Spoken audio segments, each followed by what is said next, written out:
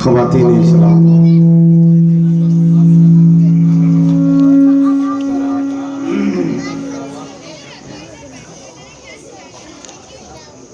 السلام علیکم ورحمۃ اللہ وبرکاتہ۔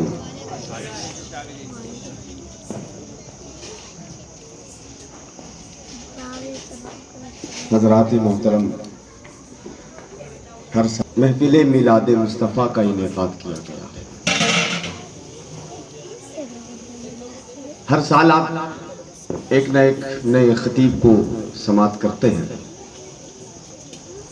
اور ثنا خوان مصطفیٰ بھی جو شہر کے ہوں یا باہر کے ہوں، جو چنندہ ہوتے ہیں وہ بلائے جاتے ہیں تاکہ ان کی پیاری آواز میں آپ آقا کی نعتیں سن سکیں، بزرگوں کی مناقب کو سن سکیں۔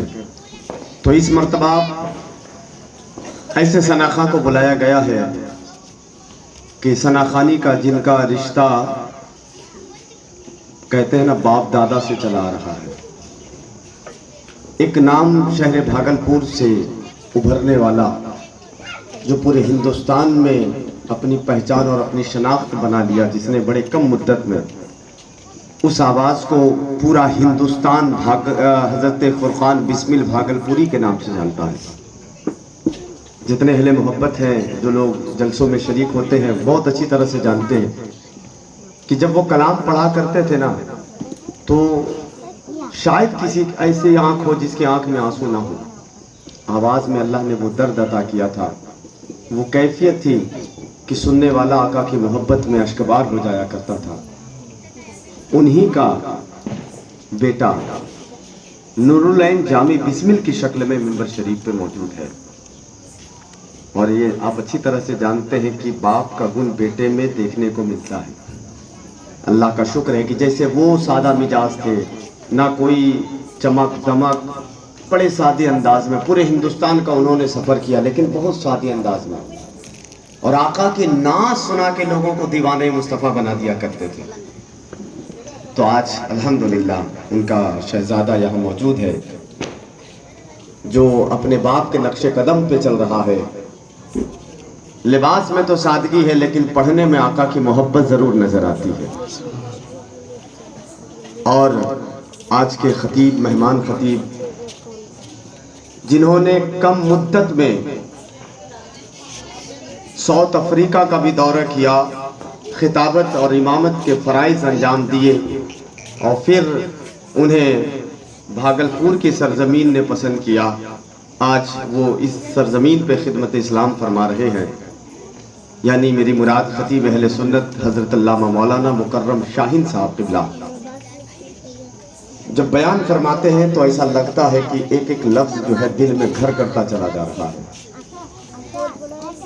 تو ہمیشہ میں دیکھتا ہوں کہ ہمارے شاہ رخ بھائی، ان کے تمام بھائی اور تمام گھر کے لوگ محفل میلاد مصطفیٰ جو سجاتے ہیں نا، تو لگتا ہے کہ یہ رسمن نہیں بلکہ یہ محبتاً محفل سجائی گئی ہے، اور آپ کا یہاں جمع ہونا بھی لگتا ہے کہ یہ ان کی محبت ہے پورے علاقے والوں کے ساتھ کہ لوگ کھینچے چلے آتے ہیں۔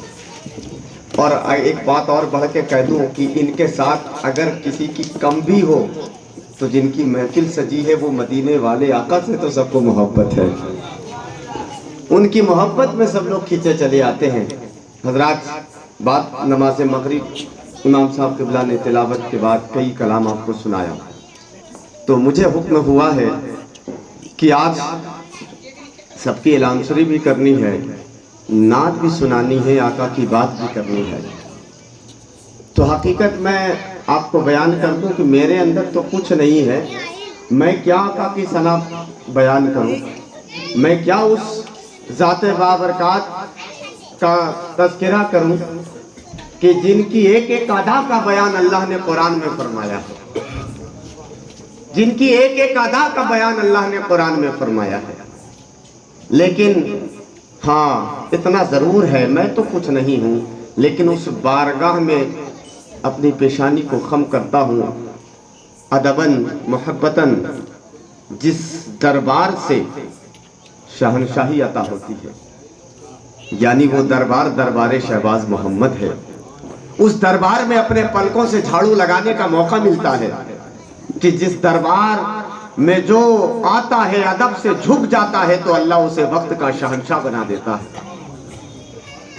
اور یہ بات صرف ہوا میں نہیں کہی گئی ہے، اور اہل بھاگلپور تو اچھی طرح جانتے ہیں، یہ بھاگلپور کی تاریخ ہے کہ اسی سرزمین نے شاہجہاں کو سلطنت کی بھیک عطا کی تھی. جب وہ آیا تھا تو شہزادہ تھا،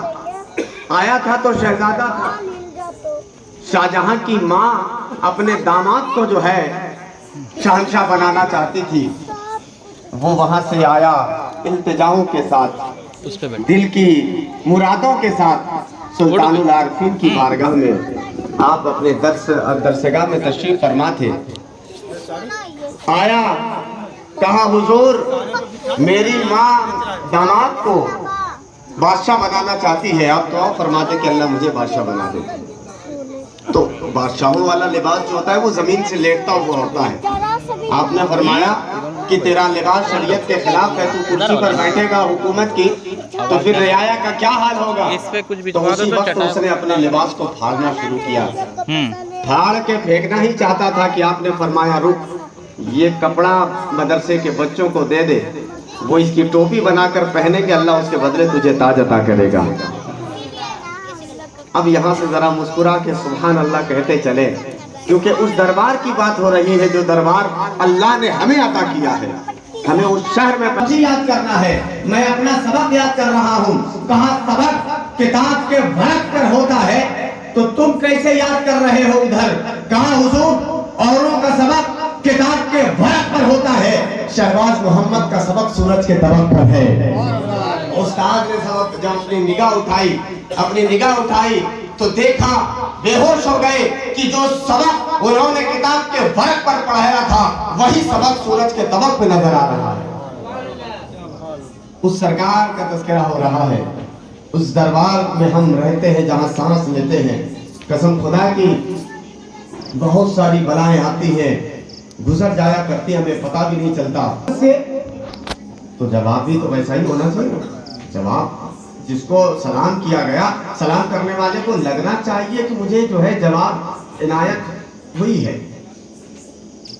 حضرات، آج ہم جب سماج کا معائنہ کرتے ہیں، سماج پہ نظر ڈالتے ہیں تو ہمیں ہر کسی میں بد اخلاقی نظر آتی ہے. ہمیں سماج کے اندر ایک دوسرے سے دوری نظر آتی ہے.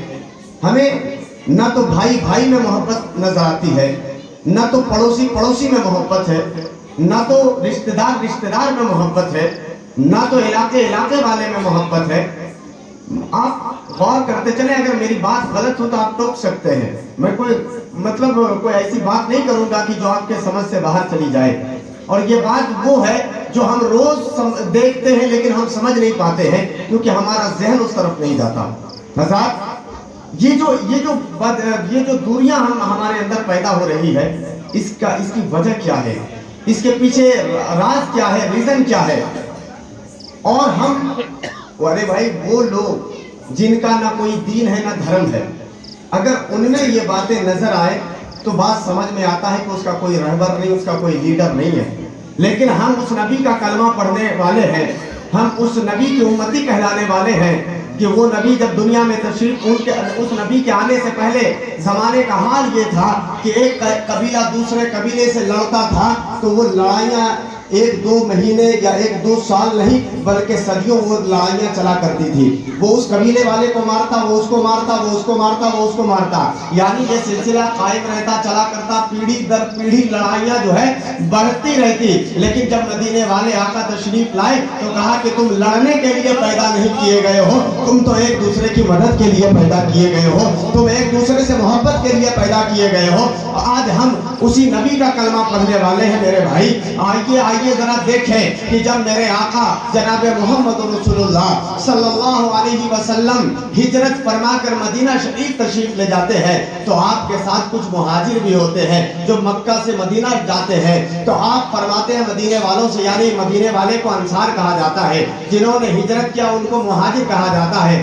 آپ انصار سے کہتے ہیں کہ مہاجرین کو تم اپنا بھائی بنا لو، مہاجرین کو تم اپنا بھائی بنا لو. تو مہاجرین کو بھائی انصار نے کس انداز میں بنایا، آج دنیا اس کی مثال نہیں پیش کر سکتی، کہ انصار نے ایک مہاجر کو لیا تو اس کو گھر کا آدھا حصہ کر کے دے دیا، گھر کے سامان کا آدھا حصہ کیا، آدھا اپنے مہاجر بھائی کو دے دیا، آدھا اپنے پاس رکھا، یہاں تک کہ جس کی 2 بیویاں تھیں اس نے ایک کو طلاق دے کر ایک مہاجر بھائی کے ساتھ اس کا نکاح کر دیا۔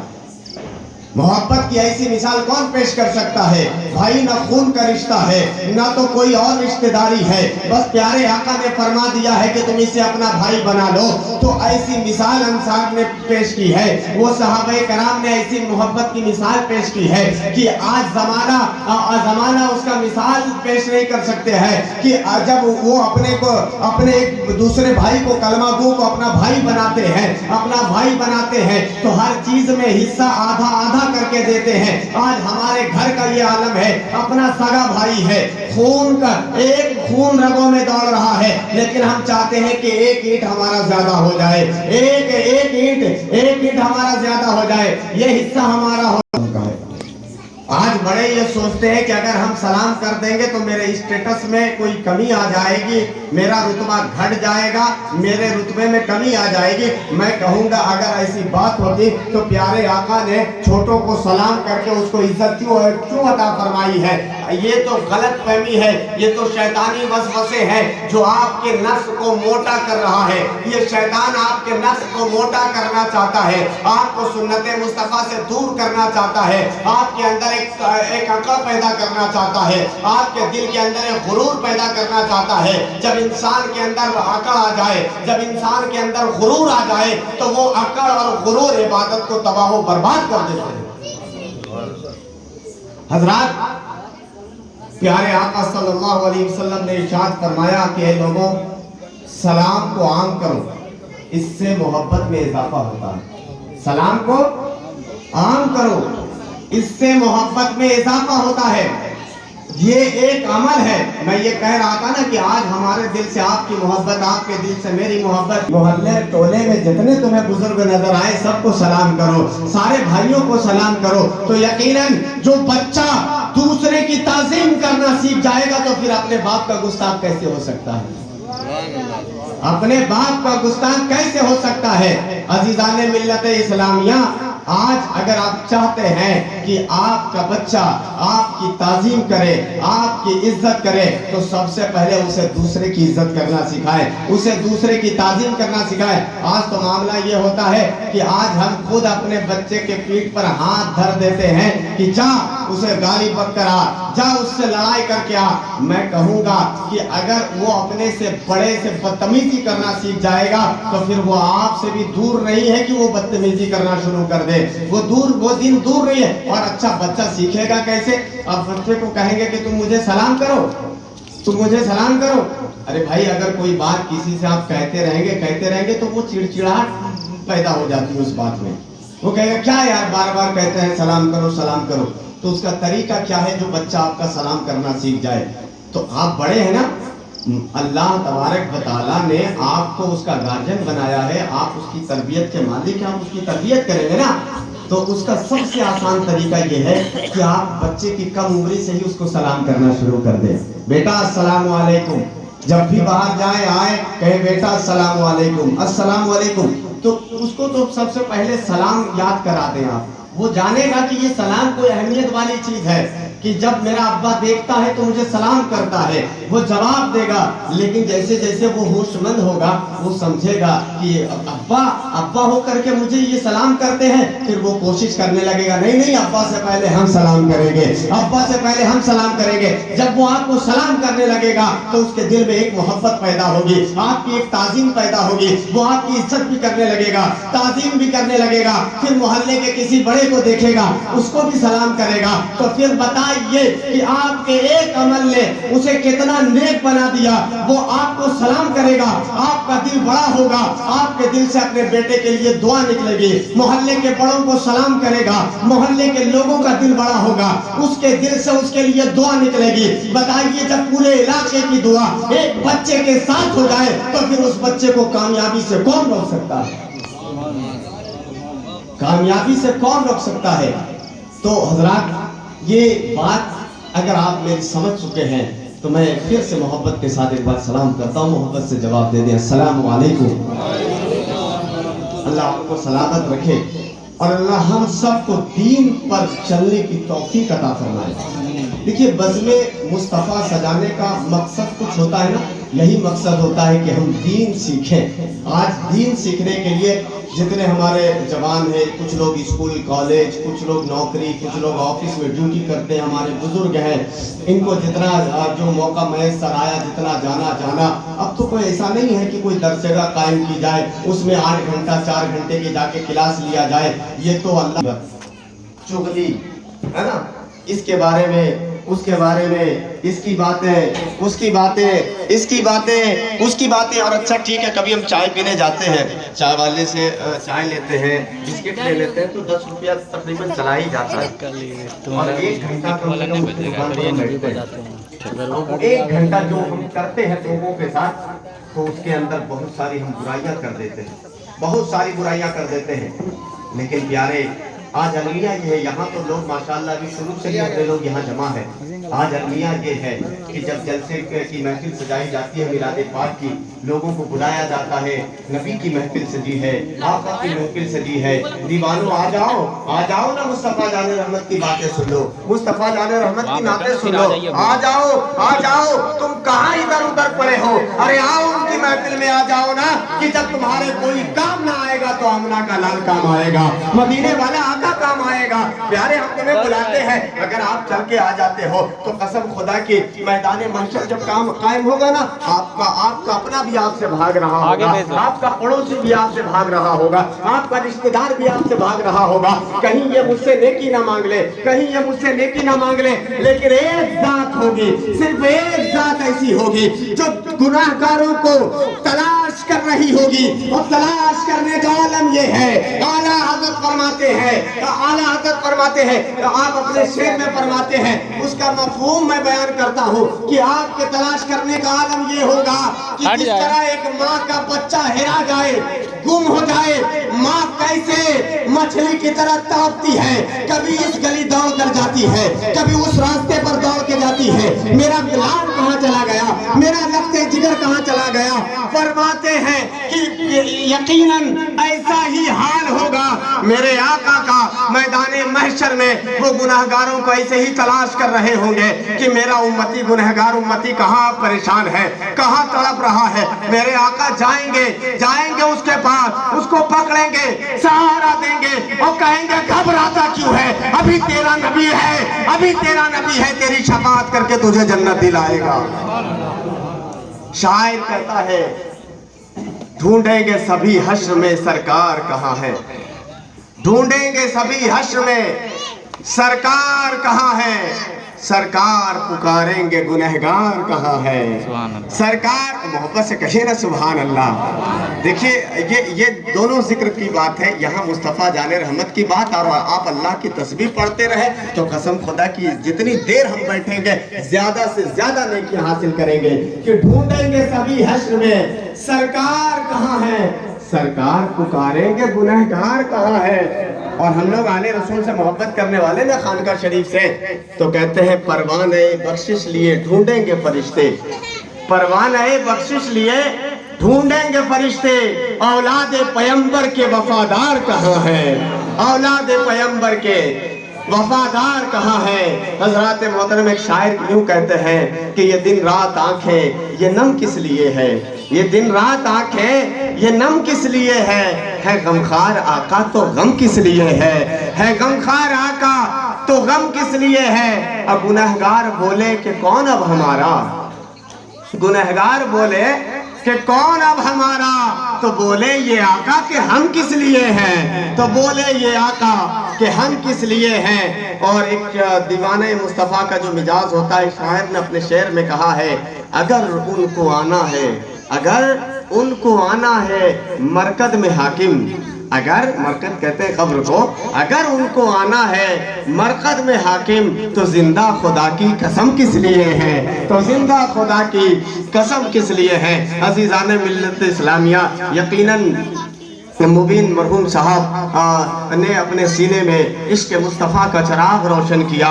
जब वो यहाँ से तशरीफ़ ले गए, यहाँ से चले गए, कि यकीनन जब वो जाने वाला कोई जाता है तो अपना भी रोता है, बेगाना भी रोता है, पड़ोसी भी रोता है, लेकिन जाने वाला अगर आशिक मुस्तफ़ा होता है ना, वो घर वालों को वो एक तसल्ली देता है। ये और बात है कि लोग सुन नहीं पाते हैं, लेकिन अल्लामा इश्तियाक आलम ज़िया शहबाजी ने कहा वो क्या कहता है, अपने घर वालों से क्या कहता है, वो क्या कहता हुआ जाता है, अरे तुम रो रहे हो, तुम आंसू बहा रहे हो, नहीं नहीं आंसू मत बहाओ और ताखीर भी मत करो, जल्दी लेकर चलो। कहते हैं अल्लामा इश्तियाक आलम ज़िया शहबाजी कि सफीना उन्हीं का वहां पार होगा मेरे मुस्तफा से जिन्हें प्यार होगा, सफीना उन्हीं का वहां पार होगा मेरे मुस्तफा से जिन्हें प्यार होगा। और चलो लेके जल्दी मेरा जनाजा, लहद में शहीदी का दीदार होगा, लहद में शहीदी का दीदार होगा। अरे एक आशिक की तमन्ना तो ये होती है कि बस अपने महबूब की सूरत देख ले, महबूब की सूरत देख ले। जो महबूब की सूरत देख ले उसे फिर किसी और चीज़ की तमन्ना नहीं होती है। इसीलिए तो कहते हैं जो आबिद होता है, जो आबिद होता है वो सवाब चाहता है।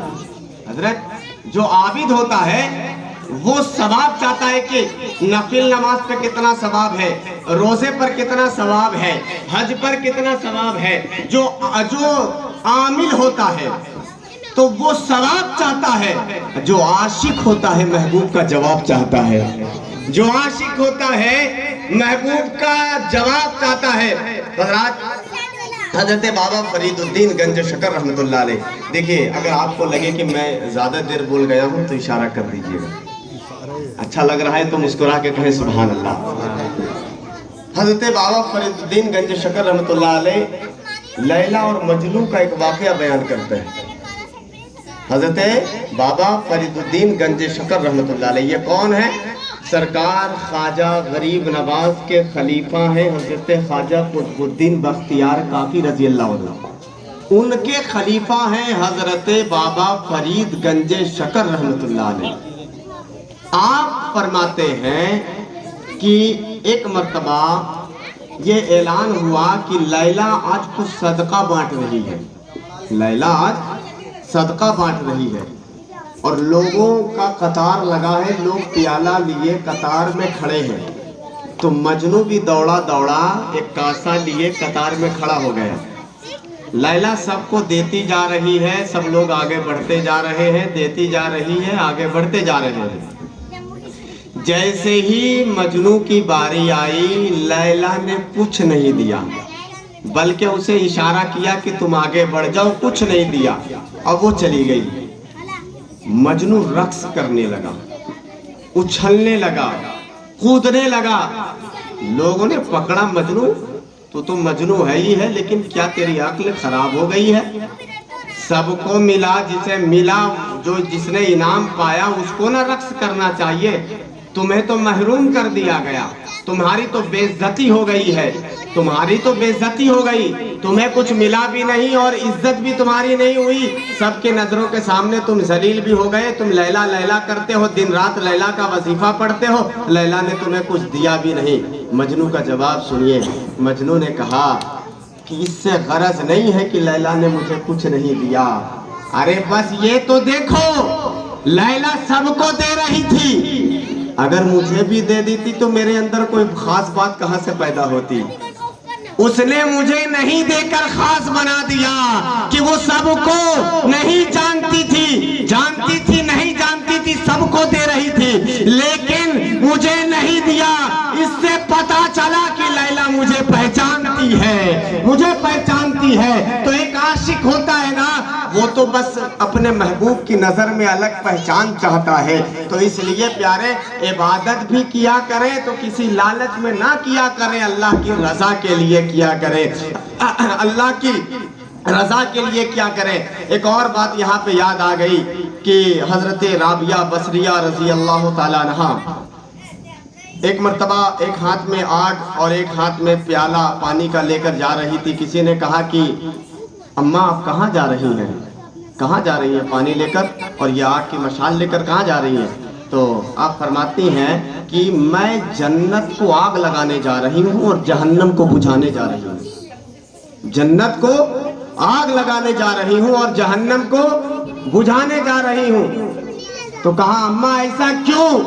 کہا کہ میں نے دیکھا لوگ یا تو عبادت جنت کے لالچ میں کرتے ہیں یا جہنم کے ڈر سے کرتے ہیں، میں چاہتی ہوں کہ نہ لوگ اللہ کی عبادت جنت کے لالچ میں کرے نہ دوزخ کے ڈر سے کرے، اگر اللہ کی عبادت کے لیے کرے، اللہ کی عبادت کرے تو اللہ کی رضا کے لیے کرے، اللہ کی محبت میں کرے تو یقیناً پیارے کہ ہمیں کوئی عمل کرے۔ اور حضرات جو اللہ کی رضا کے لیے نماز پڑھے گا، جو اللہ کو راضی کر لے گا، تو پھر کون ایسی چیز ہے جو اسے نہیں ملے گی؟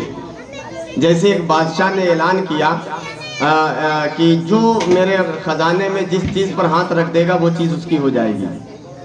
تو تمام خدام دوڑے، کسی نے کسی چیز پہ ہاتھ رکھا، کسی نے کسی پر، کسی نے سونے پر، کسی نے چاندی پر، اپنے اپنے حساب سے ہاتھ رکھ دیا۔ لیکن ایک غلام بڑا ہوشیار تھا، اس نے بادشاہ کے سر پہ ہاتھ رکھ دیا۔ بادشاہ نے کہا کیا بات ہے، تمہیں سونا چاندی نہیں چاہیے، تم یہ کیا کر رہے ہو، میرے سر پہ کیا ہاتھ رکھ رہے ہو، تم بے وقوف ہو؟ کہا نہیں بادشاہ، بے وقوف تو یہ لوگ ہیں، بے وقوف تو یہ لوگ ہیں جو سونے اور چاندی پہ ہاتھ رکھ رہے ہیں، میں نے تو اس پر ہاتھ رکھ دیا جو سونے کا بھی مالک ہے، چاندی کا بھی مالک ہے، پوری سلطنت کا مالک ہے۔ تو جو اللہ کو راضی کر لے تو پھر اس کے لیے کون سی چیز ہے کہ یہ ملے اور یہ نہ ملے؟ ارے یقیناً اللہ تبارک و تعالیٰ کی جو محبت پالے تو اللہ اس سے محبت کرنے لگتا ہے۔ اعلیٰ حضرت فرماتے ہیں میں تو مالک ہی کہوں گا کہ ہو مالک کے حبیب، میں تو مالک ہی کہوں گا کہ ہو مالک کے حبیب، یعنی محبوب و محب میں نہیں میرا تیرا، یعنی محبوب و محب میں۔ ارے جب بات محبت کیا جاتی ہے تو پھر یہ ہوتا ہے کہ نہیں یہ چیز میری ہے، یہ چیز میری ہے، یہ چیز میری ہے۔ کہا نہیں نہیں، جو میری ہے وہ تیری ہے، جو چیز میری ہے وہ تیری ہے۔ بلکہ محبت کا تو مزہ ہی الگ ہوتا ہے، اوروں سے لے کے خوشی ہوتی ہے، محبوب کو دے کے خوشی ہوتی ہے، اوروں سے لے کے خوشی ہوتی ہے، محبوب کو دے کر خوشی ہوتی ہے۔ تو عزیزان ملت اسلامیہ، یہ محفل پاک اسی لیے سجائی جاتی ہے کہ جس میں آپ آئے ہیں تو کچھ حاصل کریں، کچھ باتیں سیکھ لیں۔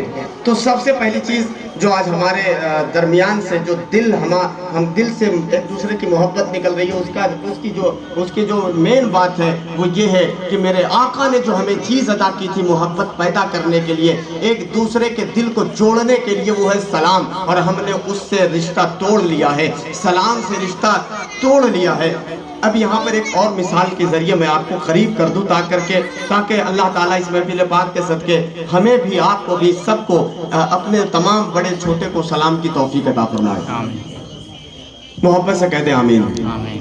حضرات تمونی تو شاہ رخ بھائی کے ذریعے کئی بار آنا ہوا ہے، میلاد شریف کی محفل میں آتا ہوں چلا جاتا ہوں، لیکن ایسے میں کبھی آؤں دن میں اور آپ میں سے کوئی اگر وہاں راستے میں رہے، آپ مجھے دیکھتے رہے، میں آپ کو دیکھتا رہوں، میں روز آؤں جاؤں، نہ آپ مجھے سلام کریں نہ میں آپ کو سلام کروں، ایک مہینہ نہیں 1 سال گزر جائے، بتائیے کیا آپ میں اور ہم میں کوئی رشتہ بن سکتا ہے، کوئی تعلق پیدا ہو سکتا ہے؟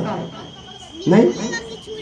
لیکن اگر میں آؤں، آپ کو سلام کروں، آپ مجھے سلام کریں گے، پھر میں آپ کو کروں گا، روز یہ رشتہ رہے گا، تو کم سے کم 1 ہفتے بعد نہیں 2 ہفتے بعد آپ کہیں گے مولانا آپ یہاں روز کہاں آتے ہیں؟